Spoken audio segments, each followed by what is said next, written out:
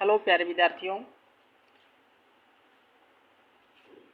आज हम लोग फिर द्वितीय पार्ट रासायनिक गुण अल्कोहल और फिनॉल का अध्ययन करेंगे।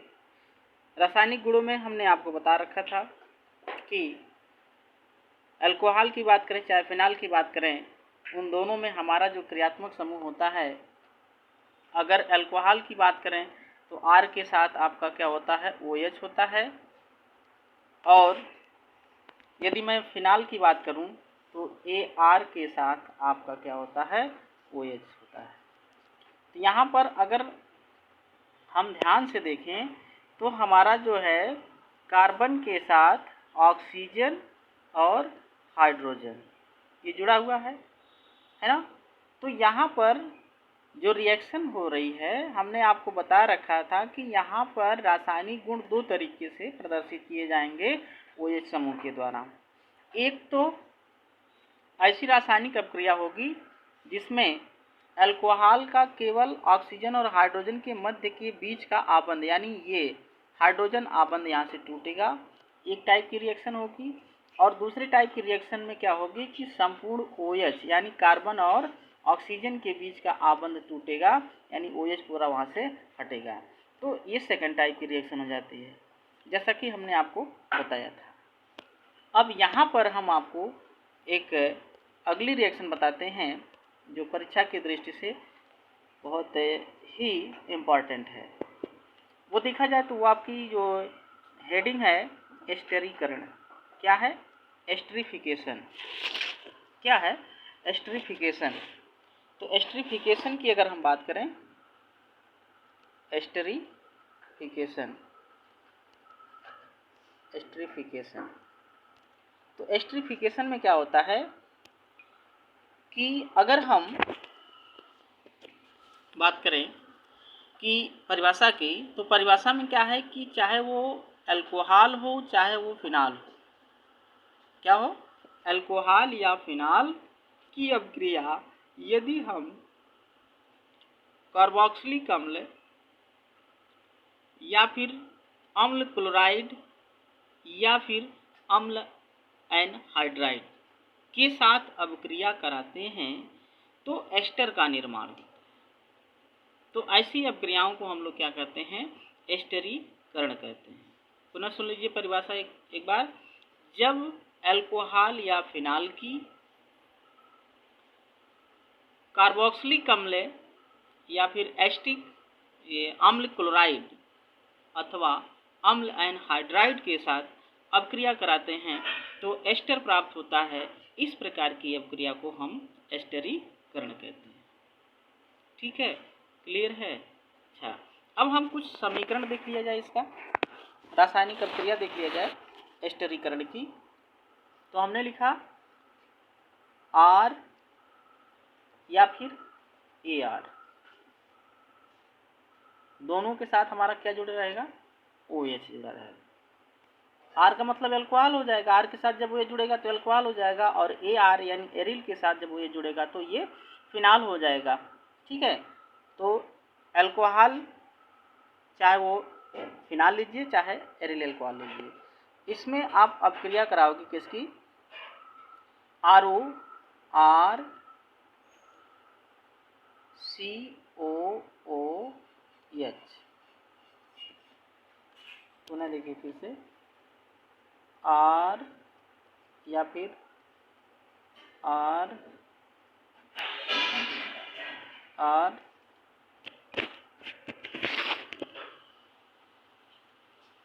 हो गया, फिर AR हो गया, हमने लिया OH, अभिक्रिया कराया किसके साथ, R डैश COOH।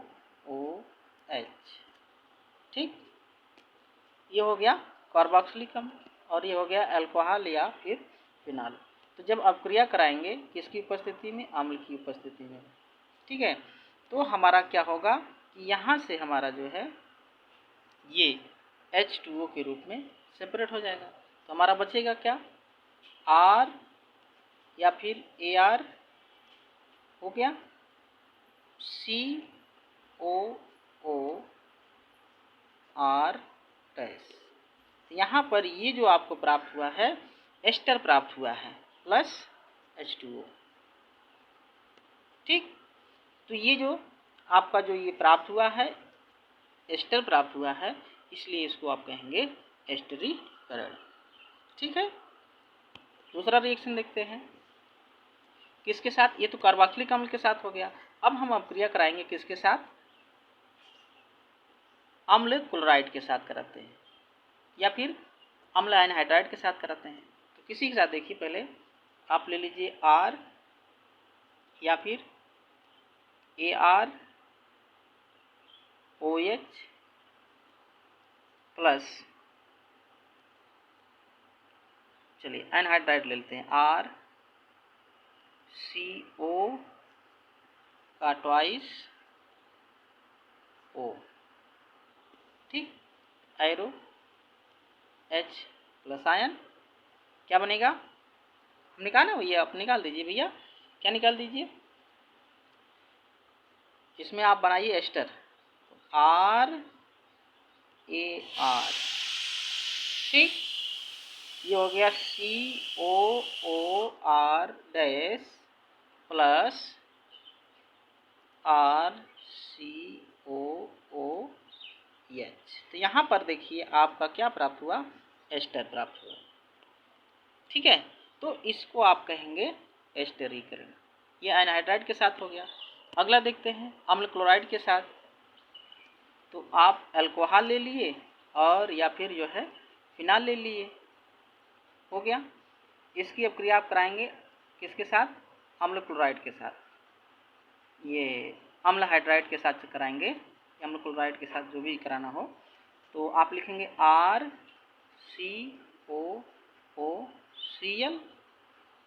हो गया, प्लस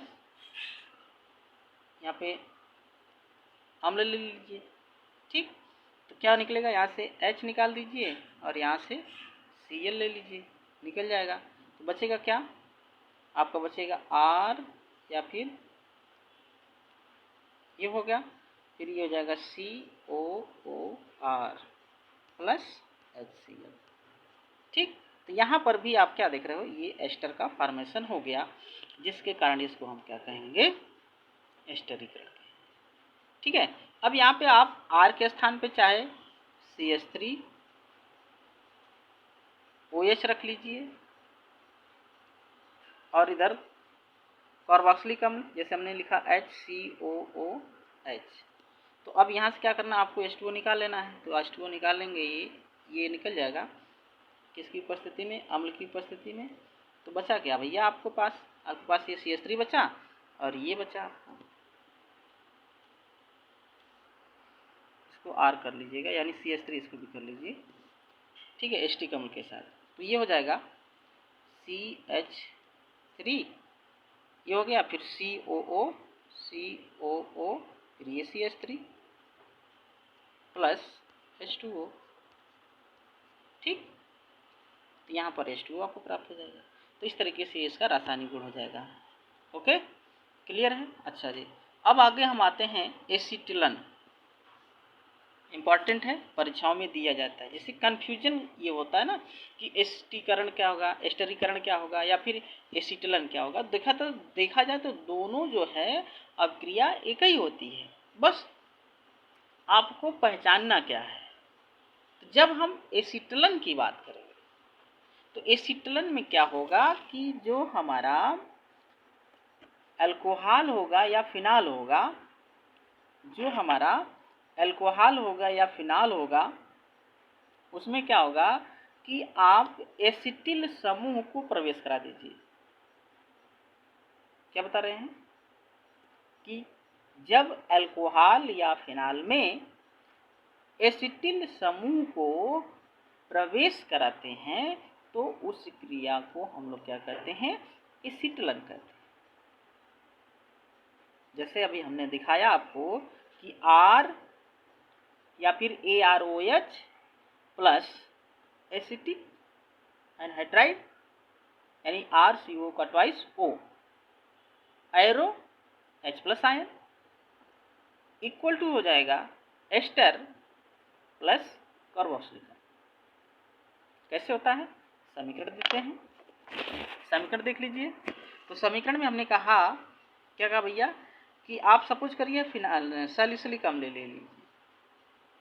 क्या लेते हैं, सैलिसिलिक अम्ल।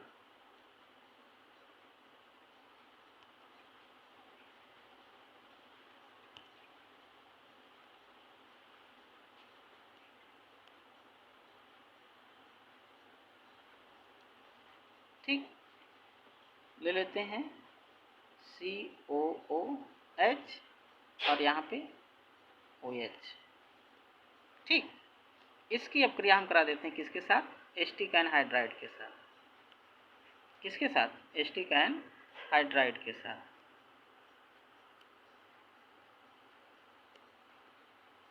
ये हमने लिखा। तो ये एसिटिक एनहाइड्राइड हो गया। अब हमने क्या कहा कि चाहे फिनाल ले लीजिए चाहे अल्कोहल ले लीजिए, उसमें आपको प्रवेश कराना है क्या, एसिटिल समूह। तो जब एसिटिल समूह को आप प्रवेश कराएंगे तो भैया यहाँ से इतना आप निकाल दीजिए।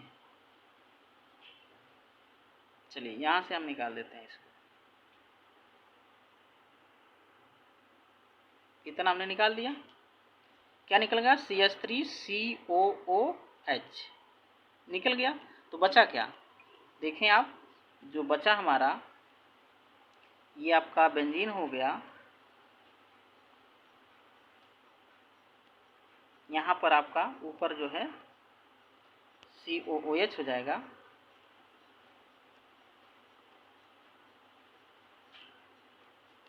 ऊपर आपका बेंजीन, ये कार्बोक्सिलिक अम्ल है। यहाँ पे जो बचा O, फिर COCH3 प्लस CH3COOH, यही बचा। तो इस तरीके से ये हमारा जो है यहाँ पे एसिटिल समूह जो है इस फिनाल वाले रिंग में प्रवेश कर गया है, इसलिए ये क्या होगा, एसीटिलन होगा। Clear, okay. ठीक, आगे हम देखते हैं। आगे हमारा जो है, हमने बताया कि अल्कोहल यानी COH, अगर ये बेंजीन रिंग में होता है कार्बन तो फिनाल कहेंगे, अगर सीधे सीधे होता है तो इसको अल्कोहल कहते हैं। तो यहाँ पर हम क्या देख रहे हैं, यहाँ पर अब हम दूसरी टाइप की रिएक्शन देखेंगे जिसमें हमारा संपूर्ण OH विस्थापित होगा। क्या होगा, यानी ऐसी अपक्रियाएं जिसमें कार्बन और ऑक्सीजन के बीच का आबंध टूटता है, तो ये सेकंड टाइप की अपक्रिया होगी। तो आइए देखते हैं कार्बन और ऑक्सीजन का विदलन में, ये दूसरी हेडिंग होगी। तो कार्बन और ऑक्सीजन की विदलन में हमारा कार्बन, अगर ये कार्बन है, ये आपका क्या है, OH है, तो हमारा ये बांड आपका क्या करेगा, ब्रेक करेगा। जब ये बांड ब्रेक करेगा तो देखते हैं क्या बनता है। आते हैं उसमें, हमारा पहला है हाइड्रोजन हैलाइड के साथ अपक्रिया। किसके साथ, हाइड्रोजन हैलाइड के साथ अपक्रिया। तो हाइड्रोजन हैलाइड के साथ जब अपक्रिया देखेंगे तो इसमें हमारा क्या होगा, हम क्लास 10th में इस टाइप की रिएक्शन को पढ़े हैं। क्या होता है कि जब अल्कोहल का या फिनाल का किसी का भी हाइड्रोजन हैलाइड के साथ अपक्रिया कराते हैं तो OH समूह जो होता है वो वहाँ से विस्थापित होकर के हैलाइड बनाता है, चाहे एल्किल हैलाइड बनाए चाहे एरिल हैलाइड बनाए। तो एल्किल हैलाइड बनाएगा, अल्कोहल बनाएगा, और एरिल हैलाइड की बात करेंगे तो वो फिनाल बनाएगा। कैसे बनाएगा देखते हैं, इसमें आप देख लीजिए। जैसे हमने लिखा, क्या लिखा भाई, ROH प्लस हाइड्रोजन हैलाइड। ठीक है, इसको आप गर्म कर दीजिए या फिर अम्ल से करा दीजिए। यहाँ आप देखेंगे ये चीज़ें यहाँ से क्या होगा, अलग हो जाएगा। बचा क्या, R बचा और X बचा प्लस H2O। तो यहाँ पर आप क्या देख रहे हैं, यहाँ पर अगर हम इसके रासायनिक रिएक्शन लिखें तो इसके स्थान पे CH3 लिखेंगे, ये OH रहेगा, ये हट जाएगा, तो ये आपको रिएक्शन बच जाएगा। ये सामान्य रिएक्शन मैंने बताया है। रासायनिक रिएक्शन देख लेते हैं। जैसे हमने लिखा CH3, क्या लिखा, CH3 थ्री प्लस ये CH3OH प्लस HCl। तो हम यहाँ से इसको निकाल देते हैं।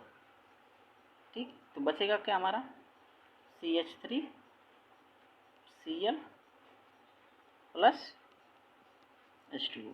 तो यहाँ पे ये आपको एल्किल क्लोराइड प्राप्त हो गया। ठीक है, इसी तरीके से फिनाल का देख लीजिए, एरिल वाला। ये हो गया H प्लस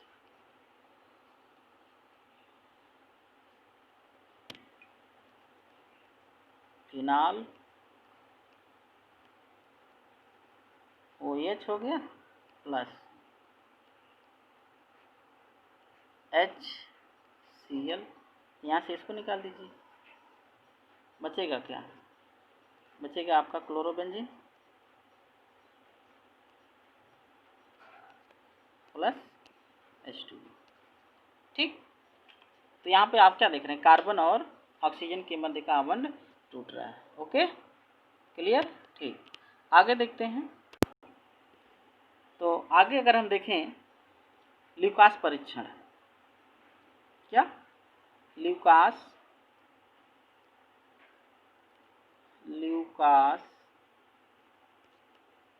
परीक्षण, ल्यूकास इग्निशन। तो ल्यूकास परीक्षण में अगर हम देखें तो ल्यूकास परीक्षण हमारा होता है ZnCl2 प्लस HCl। क्या होता है? ZnCl2 प्लस HCl, ये हमारा ल्यूकास रिएजेंट होता है। तो ल्यूकास परीक्षण की मैं बात कर रहा था। ल्यूकास परीक्षण में क्या होगा कि हम इस ZnCl2 प्लस HCl का जब हम प्राथमिक एल्कोहल के साथ करेंगे, इसमें क्या होगा, या फिर द्वितीयक एल्कोहल के साथ करेंगे, इसमें क्या होगा, तो हम देखेंगे जब ZnCl2 प्लस HCl प्राथमिक एल्कोहल और द्वितीयक एल्कोहल के साथ मिलाते हैं तो यहाँ पर रिएक्शन जो होती है बहुत स्लो होती है। क्या होती है? रिएक्शन हमारी बहुत स्लो होती है, यानी जो हमारा प्राथमिक और द्वितीयक एल्कोहल होता है वो धुंधला जो है पन बहुत अधिक समय में लगाता है। लेकिन वहीं पर अगर हम R3 के साथ, यानी जब हम तृतीयक एल्कोहल के साथ अपक्रिया कराते हैं तो ये जो रिएक्शन जो होती है ल्यूकास की, ये बहुत फास्ट होती है। तो इस तरीके से ल्यूकास अभिकर्मक से हम प्राथमिक, द्वितीयक और तृतीयक एल्कोहल का परीक्षण कर सकते हैं। ठीक है, क्लियर? ओके, तो आज इतना ही, फिर अगले दिन।